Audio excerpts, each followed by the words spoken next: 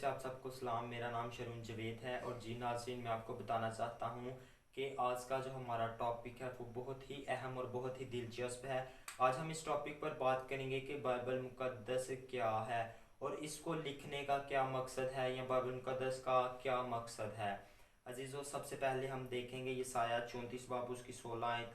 कलाम मुक़द्दस में लिखा है, तुम खुदावंद की किताब में ढूंढो और पढ़ो, इनमें से एक भी कम ना होगा और कोई बेजुफ्त ना होगा, क्योंकि मेरे मुंह ने यही हुक्म किया है और इसकी रूह ने इनको जमा किया है। आमीन। अजीज़ो, जब हम इस हवाले पर गौर करते हैं तो हमें पता चलता है कि हमारी ज़िम्मेदारी है कि हमने इस कलाम को पढ़ना है, इसमें से कुछ ढूंढना है। ठीक है। और यहाँ पर लिखा है कि जब यीशु मसीह के ये सारे अल्फाज हैं और इन सब को बड़ी ही अच्छे तरीके से रूह ने जमा किया और उनको तरतीब देकर एक किताब लिखी है। अजीज़ों, आज भी जब हम देखते हैं कि कोई किताब लिखनी हो तो वो बहुत मुश्किल काम होता है। पहले उसकी सारी स्टोरी या आपके पास अच्छे वर्ड्स होने चाहिए कि आप क्या उस बुक में लिखना चाहते हैं, तो आप दिन रात मेहनत करेंगे, उस किताब को लिखेंगे, कंप्यूटर पर टाइप करेंगे, प्रिंट निकलेंगे। तो ये एक बहुत अरसा का काम है और बहुत लंबा काम है और बहुत ही मुश्किल काम है। लेकिन ये जब हम देखते हैं बाइबल मुक़द्दस में, तो यीशु ने यहाँ कहा कि ये सब मेरे मुंह के अल्फाज और इनको रूह ने जमा किया है। किसी इंसान की काविश से, किसी इंसान की मेहनत से ये किताब नहीं लिखी गई, बल्कि ये रूह का काम है सारा, ये रूह ने इसको तरतीब दिया है। और किताब लिखने के कुछ मकसद होते हैं। जो शायर होता है उसका कुछ मकसद होता है किताब लिखने में। हम देखते हैं कि बहुत सी किताबें हैं जिनको लिखने के लिए उनके कुछ मकसद होते हैं। या तो वो अपनी ज़िंदगी का एक्सपीरियंस आपको बताते हैं कि हमारा ज़िंदगी का ये एक्सपीरियंस है, या वो अपनी आपको ज़िंदगी के बारे में बताते हैं कि हमारी ऐसी ज़िंदगी थी और अब हम यहाँ पर पहुँचे हैं। ठीक है। या तो वो आपको कुछ सिखाना चाहते हैं या नसीहत करना चाहते हैं।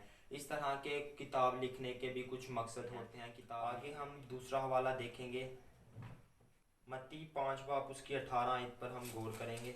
मत्ती 5 बाब उसकी 18 आयत।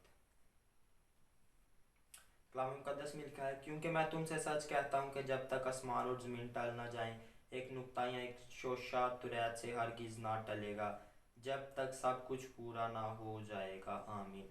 अजीज़ो, जब हम इस टॉपिक पर गौर करते हैं तो यहाँ पर हमें नज़र आता है कि बाइबल का हम एक नुक्ता या एक शोशा भी कम या बढ़ा नहीं सकते।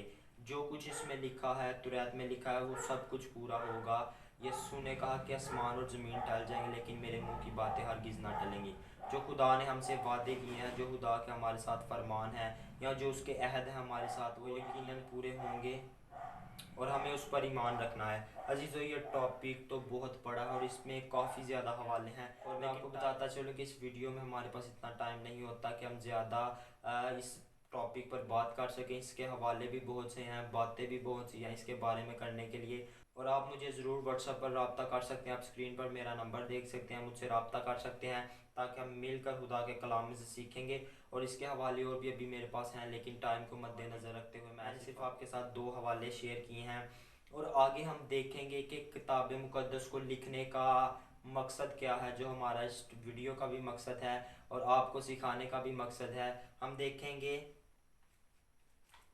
यूहन्ना की अंजील उसका 20वां बाब और उसकी 31वीं आयत।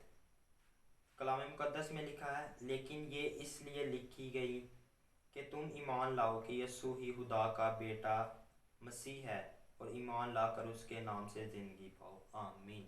अजीज़ो, इस हवाले को पढ़ते हैं तो हमें पता चल जाता है कि इसको लिखने का क्या मकसद है। इसको लिखने का मकसद यही है कि हम हमेशा की ज़िंदगी पाएँ। हम जो बाप ने हमारे लिए घर तैयार किए हैं उस घर में जाएं, बाप के साथ रहें। यही मकसद है कि हम हमेशा की ज़िंदगी पाएँ। इससे ज़्यादा और कुछ मकसद नहीं है। कोई दोस्त अपने दोस्त के लिए मुश्किल से जान दे सकता है, लेकिन हमारे यीशु ने हमारे लिए जान दी है। उसने अपना कीमती लहू हमारी खातिर बहा दिया है और वो यही चाहता है कि हम जो ज़िंदगी पाएँ वो कसरत की पाएँ, हमेशा की ज़िंदगी पाएँ। अगर आपको इस वीडियो के वसीला से बरकत हासिल हुई है, बरकत मिली है, तो आप इस वीडियो को ज़रूर दूसरों तक शेयर कीजिएगा, लिंक शेयर कीजिएगा ताकि और भी लोग इसको सीखें, सुने, बरकत पाएँ और खुदा उनके नाम को जलाल मिले। मुझे दीजिएगा इजाज़त। अपना ख्याल रखिएगा। God bless you all.